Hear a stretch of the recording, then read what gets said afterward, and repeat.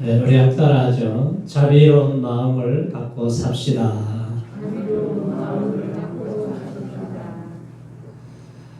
시대의 탈옥수 신창원을 기억하세요.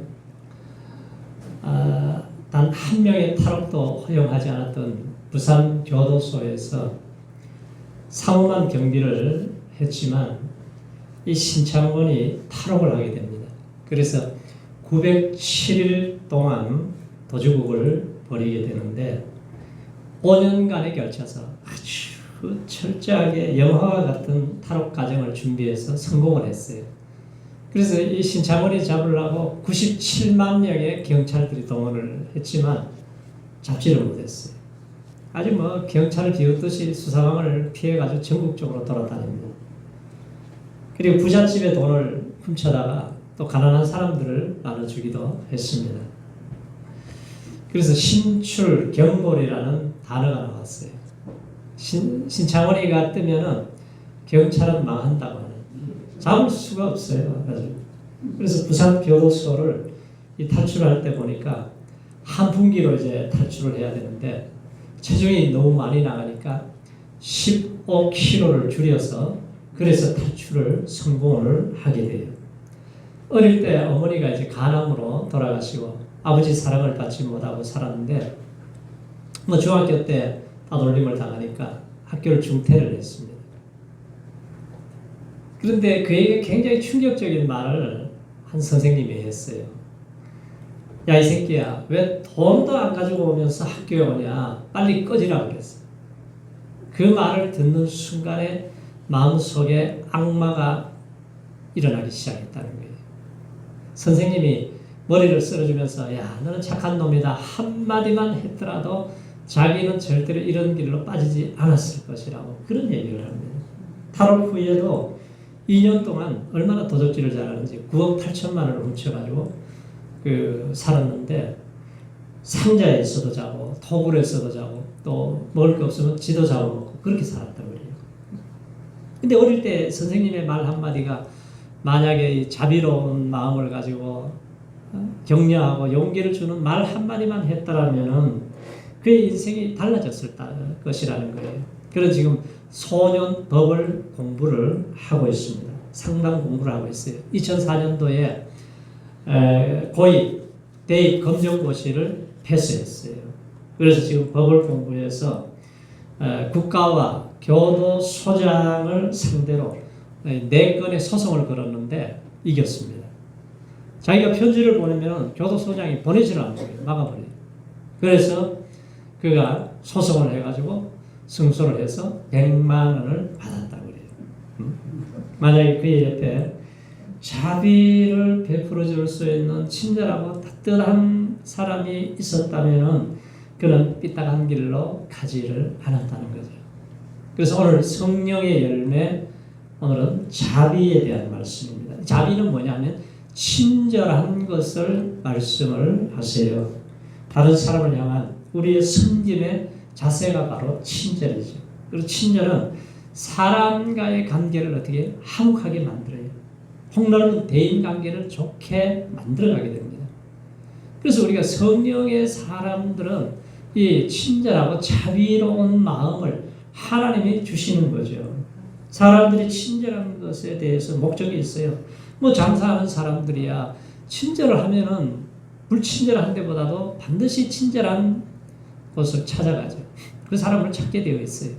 그 장사를 잘할 수가 있는 거예요. 저 일본의 성공 비결도 보면은 그 친절에 있지 않나 그런 생각이 들어요.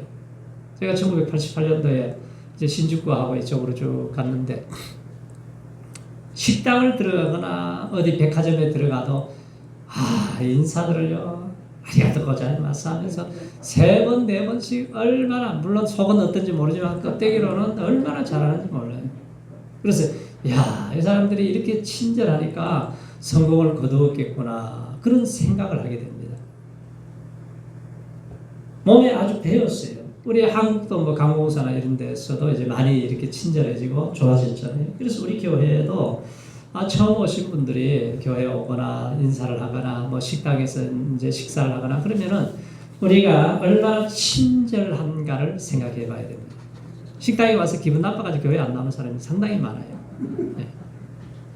그래서 친절하게 대우해 주는 곳에는 다시 가고 싶어하는 사람이 많아요. 그래서 웃으면서 우리가 친절하게 부드럽게 인상을 줄 수 있다면 누구나 편안하게 대할 수가 있습니다. 그래서 우리가 친절은 오늘 배워서 베풀 때에 다른 사람들에게 기쁨을 주고 덕을 끼치게 되는 이 성령의 열매 중에 하나입니다. 예수님이 이 땅에 오셔서 소외된 사람, 힘들게 어렵게 병들어서 고통 중에 살아가는 사람들을 늘 친절을 베풀어 주셨어요. 누가복음 6장에도 보면 너희 아버지의 자비로우심 같이 너희도 자비로운 자가 되라 이렇게 말씀을 하세요. 자, 하나님이 우리를 이렇게 사랑하시고 우리에게 자비를 베푸신 것처럼 너희도 자비를 베풀고 살아야 된다. 친절은 조건 없이 해야 된다.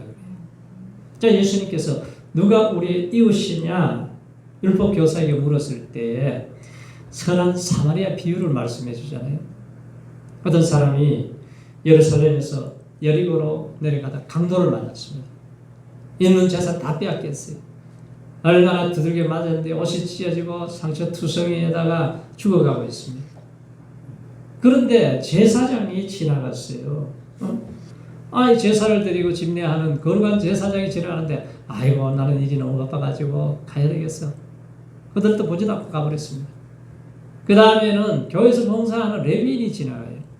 레위인도 아이고 지금 내가 스케줄이 바빠서 안 돼. 가야 돼. 가버렸어요. 그런데 개 취급당하는 이방인인 사마리아 사람이 지나가다가 보더니 저 사람 저래 두면 죽겠구나. 그래서 치료를 해주고 돌봐주더니 주막으로 메고 가서 그곳에서 주인에게 내가 일이 있어서 지금 가야 되는데 부비가 더 들면 내가 다 계산해 드릴 테니까 이 사람 잘 돌봐 주십시오. 그리고 갔어요. 그래서 이 세 사람 중에 누가 이웃이 되겠느냐 그랬더니 자비를 베푼 자입니다. 너도 가서 이와 같이 하라. 미국의 유명한 성공 철학자 대가이고 루즈벨트 대통령의 고문이었던 나폴레온 힐이 있습니다. 이분이 이제 성공의 열쇠라는 책을 썼는데 거기에 보면은 어떤 할머니가 이제 백화점 앞에서 이렇게 왔다 갔다 하다가 이제 비가 올 것 같고 하니까 백화점 안에 들어갔어요. 들어갔더니 뭐 전부 비가 오고 하니까 점원들이 그냥 자기 일을 바빠가지고 그들도 보지도 않아요. 그런데 한 젊은 청년이 달려오더니 할머니 뭐 필요한 거 있으세요? 아니야 그냥 나 차 기다리고 있는데 차 오면 갈 거야. 그래요? 그럼 제가 의자를 하나 갖다 드릴 테니까 여기 앉아서 편안하게 기다렸다가 가세요. 얼마나 친절한지 할머니가 너무 기뻤어요. 그래 차가 와서 이제 가려고 하는데 에이 젊은 양반 명함이나 하나 줘. 그래가지고 갔습니다. 근데 한 주간 지났더니 편지가 사장님에게 왔어요. 그 회사에 그 어떤 청년을 보내서 이 스코틀랜드의 큰 성에 지금 가구를 우리가 다 지금 장만을 해야 되는데 견적서를 뽑을 수 있도록 보내주십시오. 그 친절을 베푼 청년이었어요. 그래 가서 얼마나 큰지 말이죠. 어마어마한 가구를 거기에다가 납품을 하게 되니까 이 청년이 승진을 하게 되고 그리고 중력이 되고 그 한 번의 할머니에 대한 친절로 인해서 그의 인생의 성공의 길이 활짝 열리게 되었다는 거예요. 자, 우리는 아무런 대가도 바라지 않고 그냥 할머니 한 분에게 친절을 베푼 것이 이렇게 큰 축복으로 다가오게 되잖아요. 그러니까 우리가 이 땅에서 살아가는 삶의 원리가 이 자비로운 마음을 가지고 살아가야 되는 거죠. 사랑을 베풀고 그렇게 할 때 하나님이 기억하시고 하나님의 나라의 큰 상을 우리 모두에게 채워주실 줄로 믿습니다. 경주에 가면 채부잣집이 있잖아요. 이 채부잣집 옛말에 부자는 한 3대를 넘기지 못한다 그래요. 그런데 10대가 지나도 계속 부자로 유지를 할 수 있었던 비결이 있어요. 이 집에. 경상도는 호남과 달리 뭐 산맥이 많고 해서 한 3,000석 이상 하는 사람이 드물다 그러는데 이 최부자는 만석을 합니다. 만석군. 그러니까 오늘날로 말하면 백만장자죠. 최부자 집안에 가훈이 있는데 이 가훈이 뭐냐면은 사방 백리 안에 굶주려서 죽어가는 사람을 얻게 만들어야 된다. 자기 집으로부터 백리 안에 가난한 사람들은 다 우리가 먹여 살려야 된다. 이렇게 이 가훈을 가지고 있습니다. 그래서 설기 1671년 큰 흉년이 왔어요. 그러니까 이 경주 최부자였던 최국선은 머슴들에게 야 곡간을 열어서 큰 소철 준비해서 늘 매일 밥을 준비해. 준비해서 밥 먹는 사람들, 가난한 사람들, 어려운 사람들이 와서 굶어 죽지 않도록 해야 된다. 그래서 3월, 4월이 되면은 한 달에 100석의 쌀이 나간다. 많이 나간 때는 800석이 나가지만 그거는 아까워하지 말라. 남을 도와주는 것은 절대로 아까워하지 말라. 제시 집안은 일제로부터 이제 해방되던 해에 국가를 이끌어갈 인재를 양성해야 된다고 하는 목표를 가지고 전 재산을 털어서 대구대학을 세워요. 그리고 계림대학을 세우게 됩니다. 나중에 이 두 대학교가 지금 영남대학교 이렇게 해서 경주 최부잣집의 300년의 부는 민족 교육 사업으로 환원이 된 거예요. 자, 최부잣집에서 발견되는 공통적인 특별한 내력은 모두가 이웃을 향해서 긍휼과 자비를 베푸는 사람들이었습니다. 지역 주민들에게 존경을 받았어요. 자신의 재산을 수백 년 동안 유지했던 명문가들은 자신의 것을 나누어주고 가난한 사람들에게 베풀고 돌봤던 사람들이라는 거죠. 욕심을 부리고 움켜쥐고 그거는 한 대 두 대를 못 간다 그러잖아요. 사실 긍휼을 실천하고 어려운 사람에게 내 것을 나누는 자비는 하나님을 믿는 사람들의 삶에 나타나는 성령의 열매 중에 하나입니다. 그래서 성경은 자비와 긍휼은 그리스도인들이 실천하는 신앙의 덕목이다 그랬습니다. 골로새서 3장 12절에도 그러므로 너희는 하나님의 택하신 거룩하고 사랑하신 자처럼 긍휼과 자비와 겸손과 온유와 오래 참음의 옷을 입으라는 거예요. 오늘 많은 사람들이 욕심의 옷, 거짓의 옷, 교만의 옷, 강팍한 마음의 옷을 입고 살아가는데 그런 옷을 입지 말고 겸손하고 자비하고 친절하고 긍휼히 여기는 옷을 입으라는 거예요. 왜 자비를 실천해야 되느냐? 사실 자비를 베푸는 것은 위험한 일일 수도 있어요. 자비를 베풀다가 오히려 오해를 받기도 합니다. 1979년 노벨 평화상을 받았던 마더 테레사 수녀가 자비의 옷을 입고 인도 빈민가에 들어가서 자비를 실천하면서 수많은 오해와 모욕을 경험했어요. 그래서 그가 쓴 시가 Anyway, 어쨌든이라는 시를 썼어요. 당신이 자비의 사람들이 오히려 동기를 의심하고 당신을 이기적이라고 한다 해도 Anyway, 어쨌든 자비를 베푸세요. 당신의 솔직함과 단순함을 이용하여 사람들이 당신을 속인다고 할지라도 Anyway, 솔직하세요. 당신이 오늘 베푼 선함을 사람들이 내일 다 잊는다 해도 Anyway, 선을 베푸세요. 당신이 가진 최선을 다 내어주어도 부족함 투성이라고 사람들이 불평을 해도 Anyway, 당신의 최선의 것을 내주십시오. 이렇게 오해하고 오해를 받고 위험한 생활을 하면서도 왜 자비를 베풀어야 되느냐? 우리 예수님께서 마태복음 5장에서 자비를 베푸는 사람은 행복하다고 했어요. 자비를 잊게 되고 자비를 내 것으로 만들게 되기 때문에 우리가 자비의 마음을 가지고 자비를 베푸는 삶을 살라고 우리에게 말씀을 하고 있습니다.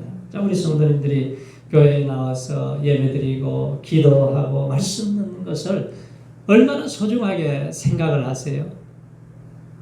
우리가 두 가지 생각으로 살아가요. 우리가 그냥 내버려 두면은 내 영혼에 자꾸 잡초가 일어나요. 잡초가 생겨요. 농사 지을 때 보세요. 잡초는 그냥 막 얼마나 많이 풍성하게 나오잖아요. 그래서 우리는 육신의 생각과 성령의 생각, 이 두 가지 생각을 살아갑니다. 우리가 예수를 믿고 이제 구원받은 백성은 성령의 은혜를 계속 받기 위해서는 말씀의 양식을, 기도의 삶을 통해서 내가 성령의 생각에 은혜가 충만해져야 돼요.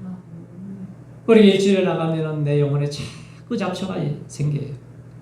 그럴 때마다 이 두 가지 싸움이 일어나잖아요. 육체의 생각하고 성령의 생각은 자꾸 대적을 해요. 싸워요. 원수관계예요. 그래서 우리가 예배를 드리고 하나님의 은혜를 받고 말씀의 역사가 일어나게 되면은 성령님의 힘이 강해서 하나님의 기뻐하는 쪽으로 말을 하고 생각을 하고 발걸음이 움직여지게 되어져 있습니다. 그렇지 않으면은 세상 속에 빠져버리게 되면 자꾸 죄 짓는 게 재미가 있어서 죄 짓는 쪽으로 점점 가까워지게 돼 있어요. 그래서 내가 주님을 믿고 신앙생활 한다는 것이 축복이고 은혜라는 사실을 우리가 알고 살아야 됩니다. 사울 왕과 다윗 왕을 이렇게 인생을 비교해 보면 정확하게 나타나요. 이 사울 왕 처음에는 굉장히 겸손했습니다. 하나님의 신이 임했어요. 전쟁하면서 승리했습니다. 아주 겸손했어요. 그렇지만 권세의 힘이 점점 강해지고 2년 정도 지나니까 교만에 빠졌어요. 그리고 자기 자신의 영광을 위해서 살기 시작합니다. 근데 어느 날부터인가 다윗으로 인해서 시험이 들었습니다. 골리앗 장군이 나와가지고 이스라엘 군인들 향해서 욕을 하고 나와 싸워서 이길 수 있는 놈은 나오라고, 내가 이기면 너희는 우리의 종이 되고 내가 지면 우리가 너희 종이 된다고 아무리 떠들어도 이스라엘 군인들은 전부 도망을 다 가버립니다. 그런데 다윗이, 신에 감동한 다윗이 성령의 사람이잖아요. 아니 할례도 받지 못한 것이 어떻게 이스라엘 하나님의 군대를 모욕을 할 수가 있느냐. 물맷돌 5개로 나가서 쳐서 죽이고 골리앗의 칼로 목을 베어버렸습니다. 아, 다윗이 만만해요 사울은 천천히라고 하는 여자들의 노랫소리를 듣고는 시험에 들어서 미워하고 시기하고 이놈을 그냥 두었다가는 왕의 자리를 빼앗아가겠구나. 그러니까 이 귀신의 역사가 일어나요. 마귀의 역사가 일어나니까 자꾸 악한 생각만 하는 거예요. 같이 앉아서 밥을 먹다가도 창을 던져가지고 죽이려고 그러는 거예요. 그리고 골리앗을 죽이면 딸을 주겠다고 그랬어요. 그런데 딸 미가를 주면서 다윗을 죽일 계획을 세웁니다. 딸을 죽이는 죽였는데 너 블레셋 가서 사람들 양피 100을 배워오라는 거예요. 이 다윗이 얼마나 신에 감동한 용사잖아요. 200을 배워와서 결혼을 했습니다. 딸을 주면서도 다윗을 죽이려고 해요. 그리고 3,000명의 특공대를 조직을 해가지고 다윗을 죽이려고 혈안이 돼가지고 그 마음속에는 다투고 시기하고 분노하고 세상적이고 마귀적인 생각으로 가득 찼습니다. 그래서 다윗은 이제 도망자가 되어서 죽이려고 그러니까 견딜 수가 없는 거예요. 그래서 도망자가 되어서 이제 움직이는데 다윗을 따라간 사람들이 있어요. 환난당한 자, 빚진 자, 애통한 자, 원통한 자, 슬퍼하는 자, 아파하는 자, 이런 사람들이 한 400명이 모여서 이제 움직입니다. 그래서 산에서 굴에서 잠을 자고 너무 힘드니까 이방 나라에 가가지고 생활하려고 그랬더니 저 다윗이 아니냐, 골리앗 죽인 놈 아니냐 그랬더니 야 위기구나. 그래서 미친 척하면서 침을 흘리면서 거적거리다가 위기를 모면하게 돼요.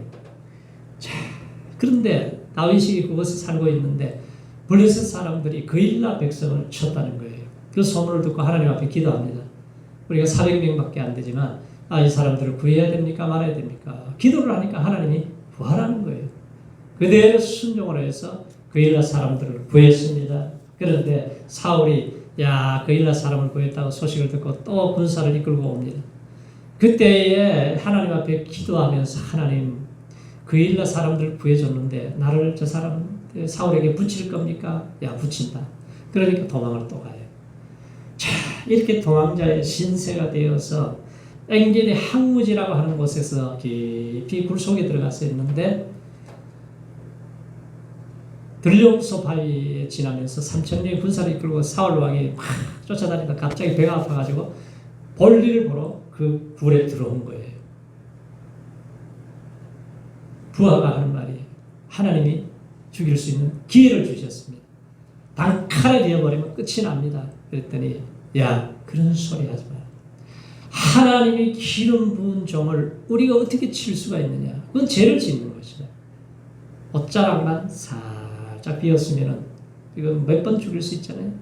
그 옷자락을 가지고 나와서 아버지여 보소서 내가 옷자락을 비웠습니다. 내가 죽일 수 있었지만 내가 죽이지 않습니다. 내 손에 죄가 없는 것을 좀 알아주십시오. 그 소리를 듣고 사울 왕이 또 그럴듯하게 얘기를 해요. 네가 나보다 선하구나. 네가 이제 앞으로 왕이 될 것이다. 그러면서 조금만 지나면 이 귀신의 역사는 또 때려잡아 죽이려고 그래요. 이렇게 다윗이 고난을 많이 당하면서도 하나님의 주신 성령의 사람은 자비의 마음을 잃어버리지 않는 거예요. 우리가 세상에 강팍해진 마음이 생기면 자비의 마음은 다 날아가 버립니다. 그리고 한 번은 이제 블레셋 왕에게 가서 우리가 이곳에 좀 살아야 되겠으니 땅을 좀 주세요. 그랬더니 어디를 줬냐 하면은 이 시드락이라고 하는 그곳에서 살게 해줬어요. 그곳에서 이제 한 400명이 이제 늘어서 600명이 그곳에서 생활을 하는데 이스라엘과 블레셋이 또 전쟁을 하게 되었어요. 그런데 전쟁터의 왕은 그래도 다윗을 신뢰하니까 우리 전쟁하러 같이 하자 오라고 했어요. 그게 참 곤란하잖아요. 아니 이게 지금 자기 동족 사울 왕하고 지금 전쟁터에 나가면 싸워야 되는 거예요. 전쟁을 해야 되는 거예요. 원수의 마음을 가지고 있으면 싸울 수도 있겠지만 다윗은 성령의 사람이라 그게 힘든 거죠. 그런데 신하들이 블레셋 신하들이 아니 다윗은 만만해요. 사울은 천천히라고 한 자가 이자인데 만약에 전쟁을 하다가 문제를 일으키면 우리가 어떻게 될 거냐고. 안 된다고 절대로 안 된다고. 그래서 그 위기를 모면하고 가족들이 있는 곳에 왔더니 아말렉 족속이 와가지고 불을 질러가지고 재산 몽땅 집을 다 태워버릴 거예요. 그리고 처자식을 끌고 가고 짐승이고 뭐고 다 탈취해가지고 와버렸습니다. 600명이 말이죠. 너무 화가 나니까 다윗을 그냥 돌로 쳐서 죽이려고 그러는 거예요. 그러니까 다윗이 너무 궁금해서 하나님의 힘을 입고 기도했더니 걱정하지 마라. 아말렉을 가서 쳐서 가족을 회복시키라는 거예요. 그래서 600명의 군사를 이끌고 갑니다. 가다가 누구를 만나냐 하면은 병들어서 죽어가는 소년을 하나 만났어요. 지금 우리 전쟁하러 가는데 그냥 빨리빨리 가자고 되게 그럴 수도 있잖아요. 그런데 다윗은 안 그래요. 아니야. 병들어 죽으면 안 되지. 데려오라고. 그래서 떡을 먹이고 물을 마시고 건포도를 먹이고 해서 건강을 회복시켜주면서 너는 누구냐? 너는 어디서 온 사람이냐? 이렇게 얘기를 하면서 물어봤더니 아말렉의 종이었다는 거예요. 자기가 병드니까 아말렉 사람이 버렸다는 거죠. 이 아말렉 사람들은 굉장히 잔인하잖아요. 아주 비겁해요. 끝까지 치료를 해줘서 회복을 시키는 것이 아니라 그냥 버려버리는 거예요. 그래서 지금 죽어가고 있는 걔를 자비를 베풀어 주었더니 그럼 우리가 아말렉 지금 군대가 어디에 있는지 잘 모르는데 네가 인도할 수 있겠느냐? 네, 할 수 있습니다. 걔를 앞세워서 질주에 들어가가지고 새벽에 도착해가지고 해질 때까지 쳐서 아말렉 군대를 다 박살을 내버렸어요. 완전한 승리를 하고 처자식이고 다 회복시켜서 이제 돌아오게 됩니다. 자비를 베푸는 자에게 복이 있고 승리가 있고 하나님의 영광을 보게 되는 거예요. 다윗이 마온에서 자비를 베푼 여인을 만나게 돼요. 그 동네에 이제 누가 있었냐면 나발이라고 하는 굉장한 부자가 있었습니다. 이분이 굉장한 부자예요. 그 부인은 참 지혜로운 부인이고, 그런데 이 남편은 좀 거칠어요, 사람이. 그래서 다윗이 그 옆에 있으면서 그 집안의 양과 소와 이 모든 것들이 다른 사람들, 강도들이 탈취하지 못하도록 늘 돌봐주고 지켜주었습니다. 그래서 양털을 깎을 때에 소년 10명을 보내서 우리가 은혜를 입기를 원한다. 우리에게 좀 필요한 것을 주기를 원한다. 그랬더니 이 부자 나발이 하는 소리가 뭐라 그래요? 야, 이새의 아들이 누구냐? 응? 다윗이 누구냐? 그들의 각기 주인에게 억지로 떠나는 종이 많도다. 내가 어디로서 온지 알지도 못하는 사람에게 무슨 내가 양을 잡아주겠느냐. 좀 모욕적인 얘기를 했습니다. 다윗이 그 소리를 듣자마자 막 분노가 일어났어요. 야, 나발의 집안에 우리가 공격한다. 남자들은 다 죽여버리라고. 칼을 찰 준비를 하라고. 이 소문을 누가 들었냐면 그 부인이 들었어요. 아비가일이라고 하는 부인이 듣고 급히 음식을 만들어요. 음식을 만들어서 준비를 합니다. 떡 200덩어리를 만들고 포도주 2가죽 그리고 양 5마리를 잡아요. 그리고 곡식을 볶고 건포도 100송이 무화과 뭉치 200을 준비해서 달려갔습니다. 달려가서 엎드려서 다윗에게 가서 이 불쌍한 저를 긍휼히 여겨달라고, 절을 하면서 엎드려서 여종의 말씀을 좀 들어달라고 그래요. 그러면서 하는 말이, 내 주는 불량한 사람입니다. 나발을 개의치 마옵소서. 그 이름 그에게 적당한 그 이름이 나발이니이다. 그 나발, 하도 술을 퍼마시고 나발을 불어대니까 이름 나발이라는 거예요. 이게 미련한 자입니다. 여종은 내 주에 보내신 소년들을 보지 못했습니다. 그래서 내가 급히 음식을 만들어 왔으니 이 음식을 잡수시고 이 노염을 풀어주십시오. 내 주를 후대하신 때 주의 여정을 생각해 주세요. 그래요. 그랬더니 이 다윗이 그 말을 듣고 마음이 이 분노가 눈 녹듯이 다 녹아버리십니다. 다윗이 말하기를, 오늘날 너를 보내어 나를 영접케 하신 이스라엘의 하나님 여호와를 찬송할지어다. 내 지혜를 칭찬할지며 내게 복이 있을지어다.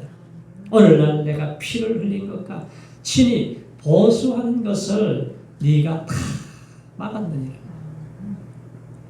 부인이 집으로 돌아갔어요. 남편 나발에게 왕의 잔치를 벌여요. 엄청난 잔치를 준비해가지고 나발이 좋아가지고 하면서 나발을 불어대면서 술을 잔뜩 마시고는 취해서 잡아서 잠들 때까지 아무 말도 안 했어요. 그리고 그 다음 날 이제 사실을 얘기를 했습니다. 그랬더니 말을 듣자 말자 낙담을 하더니 돌같이 몸이 막 굳어져 가는 거예요.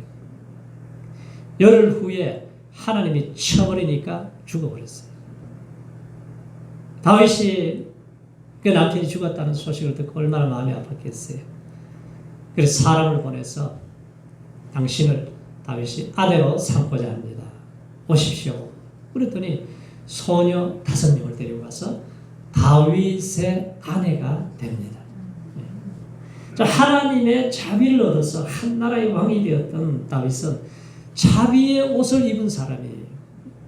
하나님의 자비를 얻을 수 있었던 비결은 자신이 자비를 베푸는 삶을 살았기 때문이죠. 다윗이 이스라엘 왕좌에 오르기 바로 전에 그를 가장 괴롭힌 사람이 누구예요? 사울 왕이잖아요. 그런데 다윗이 왕이 되고 이제 나라가 오랫동안 평안해졌을 때에 어느 날 다윗의 신하들에게 명령을 내려요. 이상한 명령을 내립니다. 자신을 죽이려고 그토록 괴롭혔던 사울의 가문에서 살아있는 자가 있으면 찾으라는 거예요. 결국 신하들이 숨어 살고 있던 사울의 손자 무비보셋이 있습니다. 다리를 절어요. 어릴 때 뭐 떨어져서 그런지 하여간 다리를 절어서 쩔뚝쩔뚝거리면서 살아가는데, 나는 다윗 왕의 원수인 가문인 내가 이제 다윗 왕 앞에 가면은 내 인생이 이것으로 끝이구나, 그렇게 생각을 했습니다.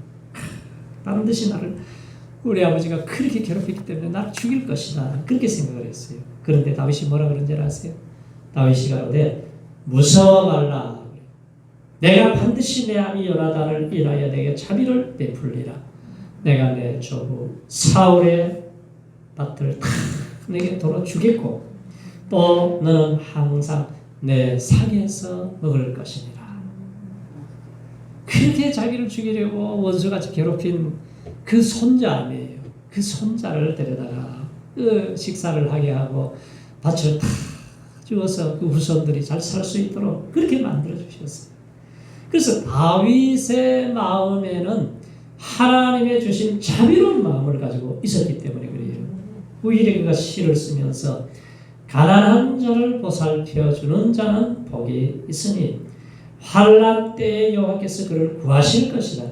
여호와께서 그를 보호하시고 그의 생명을 지키시며 그를 이 땅에서 축복하시고 원수들의 손에 그를 맡겨 두시지 않을 것이다. 지금 우리나라가 코로나 시대에 정말 힘들고 지쳐 있습니다. 백성들이 얼마나 힘들어요. 강서구의 기초생활수급자 어떤 분은 지금 견디지 못해서 삶을 마감했다는 그런 소식을 우리가 들어봅니다. 월세 내기가 너무 힘들어서, 삶이 너무 힘들어서, 생활이 어려워서, 마음의 짐이 너무 무거워서 인생을 끝내버리는 이런 일들이 있어요. 우리가 그럴 때에 이런 사람들을 우리가 말로도 위로하고 우리가 조그마한 물질이라도 나누어주면은 그게 힘이 되어서 살아갈 용기를 얻게 되잖아요. 그래서 이 땅에는 성령의 바람이 불어야 되고 우리가 성령의 사람이 되어서 성령의 사람이 하나님의 성령에 주시는 은혜를 입고 우리가 열매를 맺을 때에 살만한 세상으로 만들고 살만한 변화된 세상으로 새롭게 만들어가는 은혜를 주실 줄로 믿습니다. 그래서 우리가 성령의 좋은 열매 맺는 우리 성도님들 다 되시기를 축원합니다.